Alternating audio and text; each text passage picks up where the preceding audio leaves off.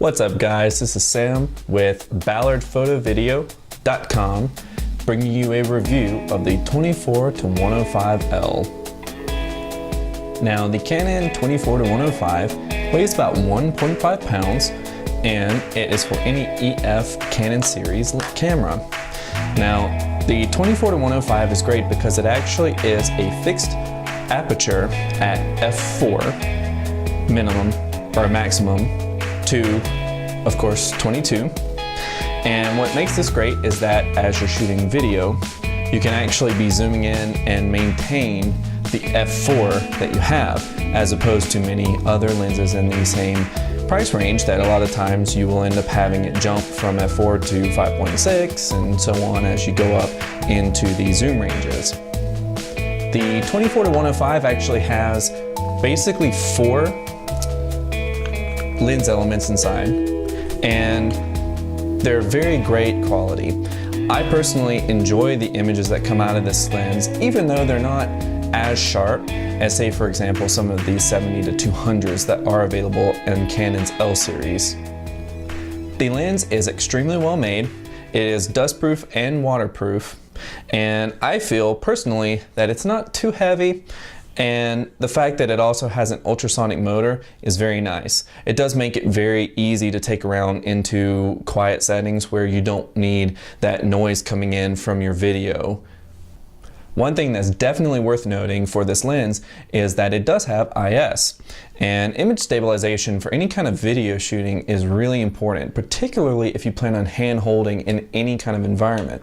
That's one reason that I highly recommend this lens, not only because it's a very versatile zoom range and the fact that it does have a fixed aperture of f4, but the fact that the image stabilization makes it much easier to get a cleaner image in the end, and particularly with video as you're moving around.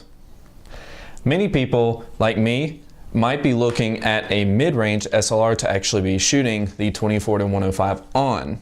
And particularly if you're looking for a backup camera to another camera, for example, if you were shooting with a 6D or a Mark II, this might be a great setup to have as a backup because it's not super heavy.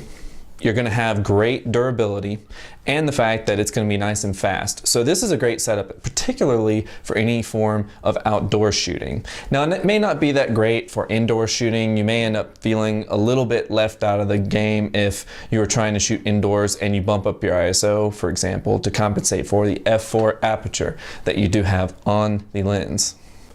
To give you a simple size comparison to what we're looking at here, this is the 7D with the 24-105 attached. It's not extremely heavy, it feels nice and well balanced, and particularly attached to the 7D, I feel like it's a good match to the camera. So, the wrap up. Would I recommend this lens? Absolutely. I personally have used it for studio work. I feel that it's sharp enough for any kind of print with eye level. If you pixel peep, maybe not so much, but it's perfectly sharp enough for your typical uses. And I think that it's great for video, which honestly anybody that's buying this, that's really what you're going to be looking for in the first place, particularly with the image stabilization. Now, if the f4 is a little bit too slow for you, I recommend you might want to maybe consider something else. I will say that f4 does hinder you in low light situations. But if that one stop does not make a big difference to you, if you'll be shooting outdoors or if you're going to be doing studio work where lighting is not an issue or video work, I highly recommend this lens. And particularly for the price, this is coming in at something around $650, I believe.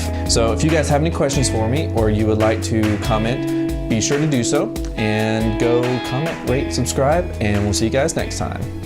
See ya.